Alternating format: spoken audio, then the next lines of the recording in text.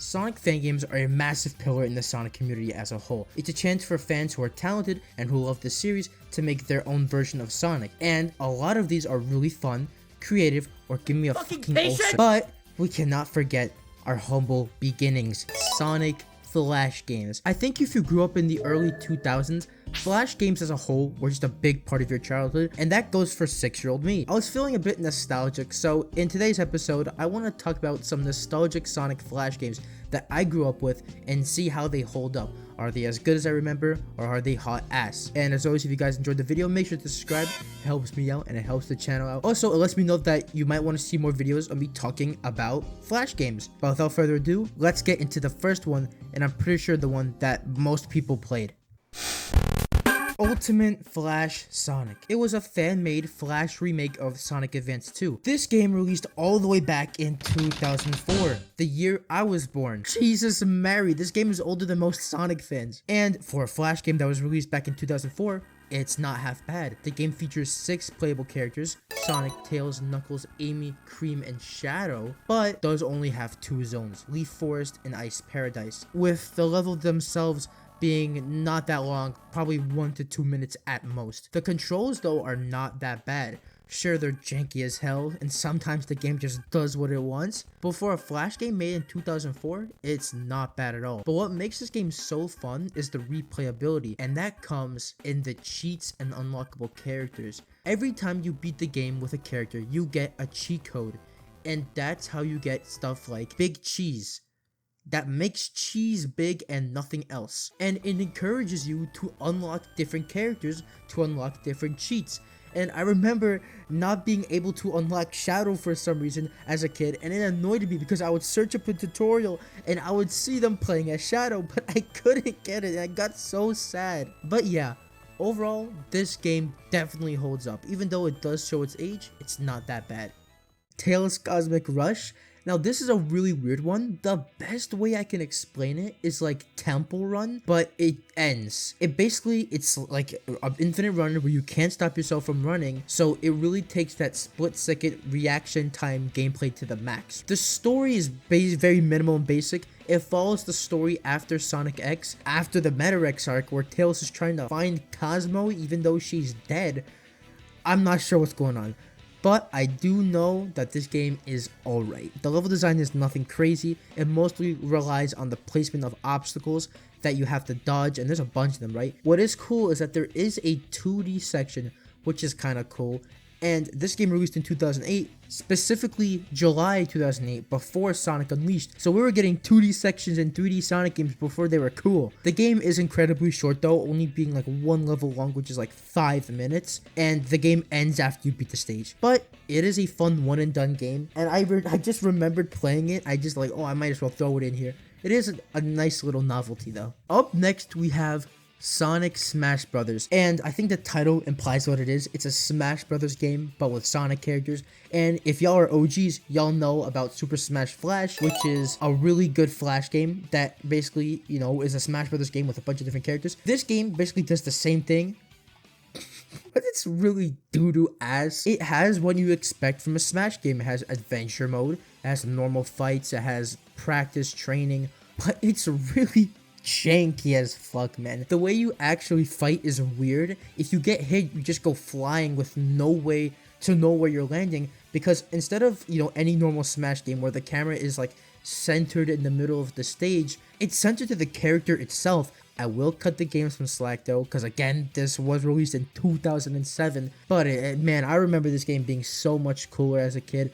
But listen, not everything can age super well, which is kind of disappointing though. Now, for the moment you all been waiting for. It's time to talk about the one thing that I'm pretty sure most of you are familiar with.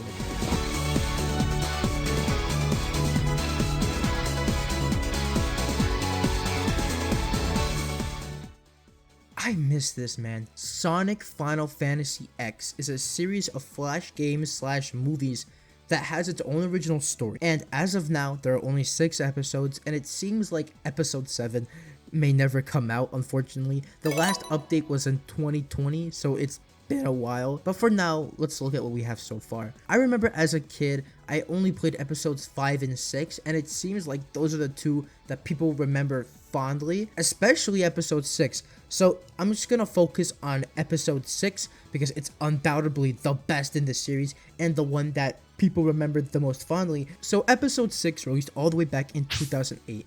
So I was, around 4 when this came out, and I actually remember playing it when it came out. And it opens with this anime style intro that I'm pretty sure everyone, even if you have never played this game, are familiar with. And it's something so nostalgic about like these Sonic AMVs videos like Super Mario Bros. Z, where it's animated like this over-the-top action like it was Dragon Ball Z. I feel like these type of animations were just a pivotal moment in the Sonic fanbase, and it's a shame that we don't really see videos like this anymore. But even looking at it now, it's impressive how much this held up. Now to the actual game, it picks up after episode 5 where Knuckles and Tails were beat up by the main villains Aeon and Bass. Sonic and Shadow show up right before they kill Knuckles and Tails, and Sonic tells Shadow to take them away while Sonic throws hands, and you're thrown into the first fight. It's pretty basic RPG stuff. You have your normal attacks, your magic, and your stat buffs, and your limit breaks, or overdrives as they're called in this game. And I have to appreciate that like nearly every single move in this game was uniquely animated.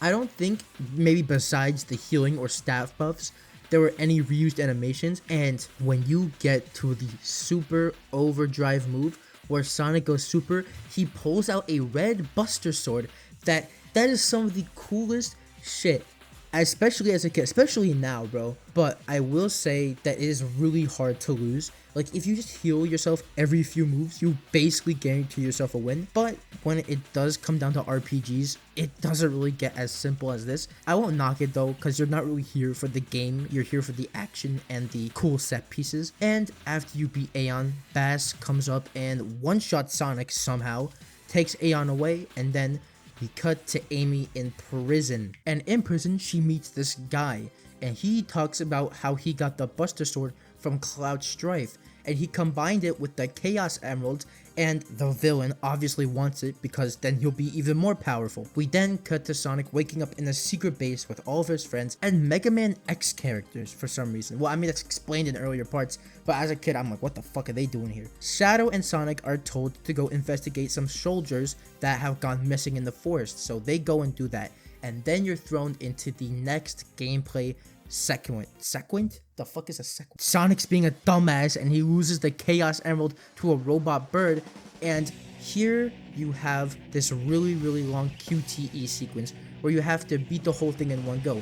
And as a kid, I remember this shit kicked my ass. Now it's nothing difficult, but at the time, my fucking little pea brain couldn't register the moves quick enough, and I would just keep dying. But eventually, I did find out beating it, and it's just so cool, especially at the end where Sonic and Shadow team up to beat the shit out of the bird and then cut it in half. Oh, that was just beautiful. And after you destroy the bird, you beat the level. We then finally cut to the last cutscene where we see Bass is healing up Aeon, and then he goes to talk to Link.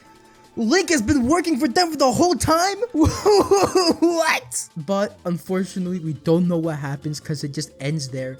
And we have been left on this cliffhanger for 16 goddamn years. I think the last update was in 2020, but that was already 4 years ago, if you can fucking believe that shit. It's unfortunate. But overall, Final Fantasy Sonic Episode 6 holds up probably the best out of everything on this list, to me at least. Especially coming out in 2008, it was so cool to see the improvements and evolutions with every episode starting in 2004 in retrospect. But overall, the voice acting, the animation, the action, the set pieces, everything from episode 6 holds up really well in my opinion, especially when I went back and played it. And I might make a video on the whole Final Fantasy Sonic series if y'all want me to, but when we're talking about the GOATs, episode 6 is king. And that basically covers all of the major Sonic Flash games that I played in my childhood. I wanted to try and find Sonic like sequence builders where you basically have like these assets and you have to make like a stage like picture. I couldn't find any, but I remember those so vividly.